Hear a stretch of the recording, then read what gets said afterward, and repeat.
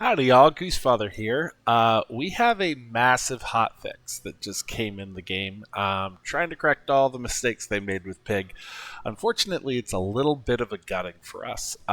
We might have come away from this patch weaker than we were last patch from this hotfix, just because the changes that went into Truffles. So we're going to take a quick look together. I'm going to show you what the Truffles change actually means in the game. So, cargo shorts got basically a full redesign again. They now gain heal and shield for each type it has. So now stacking a bunch of different types in your stash does give the types to cargo shorts still, which means it is still a good vehicle for giving multicast to Bob. So that's still a fun combo to play with. But they've removed the cooldown reduction, which is great. That was broken. I have a video up of one of the most broken runs I've ever had, where we had two cargo shorts and we had Bob swinging at 1 second. That was insane. Those shenanigans are fixed. That's great. But otherwise, it gains heals and shields for each type it has. So now you're going to be able to scale cargo shorts up to, 10, 11, 12 times whatever its base heal value is. So if you have 10 different tags on cargo shorts at gold, you're going to get 100 heal and 100 shield off of it. That's fine. It's, to me, was always coolest as a vehicle to allow you to get items in your stash, also applying to Bob, because Bob just getting it from the board was a little too weak. So Bob's playable now. I think he is on the weaker side, but he is still something you can play around with and he'll be fun. So that's fantastic. I like that change. It saved the game from falling off the rails. Hatchet, we kind of knew had to be fixed right away. Hatchet now grants a truffle upon purchase, so it doesn't give you spare chains. This is exactly what I said they should probably do to it, so that's great. It gives it a little bit of flavor. It's more interesting than you getting a coin from Hatchet. Never made a lot of sense to me thematically, so this is a better theme. Nanobox, they fixed damage scaling issue. Cool, doesn't apply to us. The big one, the heartbreak. Truffles sells for 0 value, and when sold, it grants your leftmost item 1, 2, 3, or 4 value based on, the level of Truffles. What this means is, my old adage, when you see a hatchet, buy a hatchet, is dead. You do not really gain value from buying a hatchet. So at bronze, you would buy a hatchet. You could then sell the truffle to put the value onto the hatchet and sell the hatchet and get your money back. You can do the same thing at silver. At gold, at gold you lose a little bit of value, and at diamond you lose a lot of value. So functionally, economic-wise, it's the same as it used to be. So that works. Actually, you're still probably going to see a hatchet by a hatchet, because you could just do that game if you want to. Or you could hold on to the truffle so that you could pass the value to something else. What this means, though, is you can no longer value stack on truffles. Adding value to your truffle doesn't help you. So let's go into the game here. I have a truffle that we put a little bit of value on, and our fixer-upper is at 3. We would normally expect, when I sell this, for our fixer-up to go to 6 value. But the way it works now is it's just going to get the value from the mechanic. So a bronze truffle only sells for 1. So Fixer Upper went from 3 to 4 instead of from 3 to 6. This means that stacking value on your truffles does nothing. It is actually a complete mistake to value stack on truffles now. We have to stop doing that. We're now always going to be stacking value directly onto our property. This is a very, very big nerf for us. Very big. Because we used to be able to start getting some of our value ramping together early. Now you cannot put any value on anything until you have the property itself that you want to keep.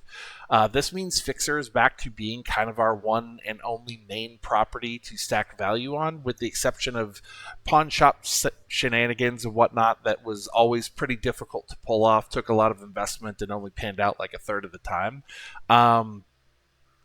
we can't start holding on to value to move it onto Subscraper or something like that. Subscraper is now much later play, and it's going to be in addition to Fixer, not a standalone on Fixer. So this is a pretty big nerf. It also means if you get yourself a ledger early, that's just good econ, but it's not really going to be part of your build design until you have your property to put things on. And it is going to mean that the stash space issues, the stash swapping is going to be a little bit more chaotic. Generally, though, this is just a big value nerf to us.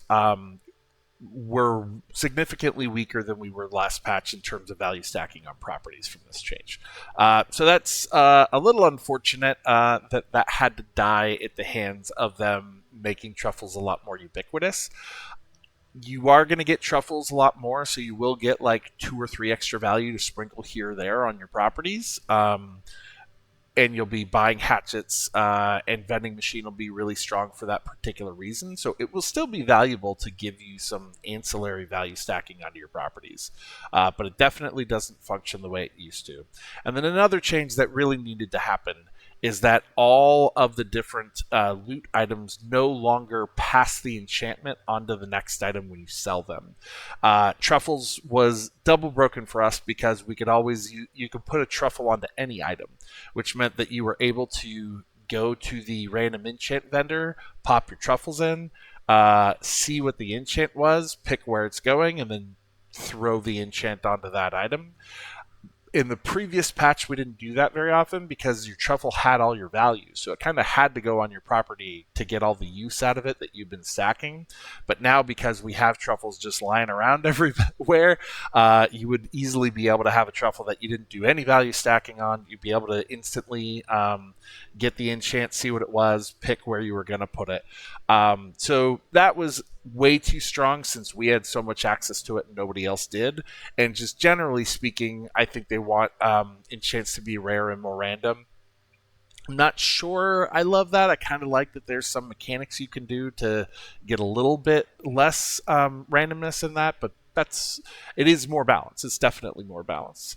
And then vending machine will now actually give you 1 of each item because it's a liar and would just give you 3 of a coin, a truffle, or a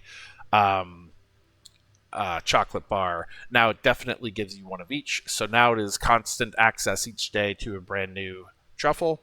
But again, truffles aren't what they used to be. So those are the changes. I think generally they're good and necessary, but because we can't pass value anymore, they're a pretty big hit to properties. I think we're going back to Atlatl being our strongest build right now. We're still in a post-bonk era, and Atlatl was a very strong relative to everybody else build. So I think that's kind of what we're back to. You get properties if all the stars align and the pieces are in your stash and you want to go for it. But otherwise, I think what you're looking for early is moving into, well, one of 2 things. Moving into your square pig is obviously an option, but your early mid game, you can do cargo shorts bob, will be pretty powerful because of all the multicast early. It'll fall off pretty hard though by day 7, day 8, and early game hogwash is really strong from the patch changes, which is that every time you heal, it just adds total health to your health pool.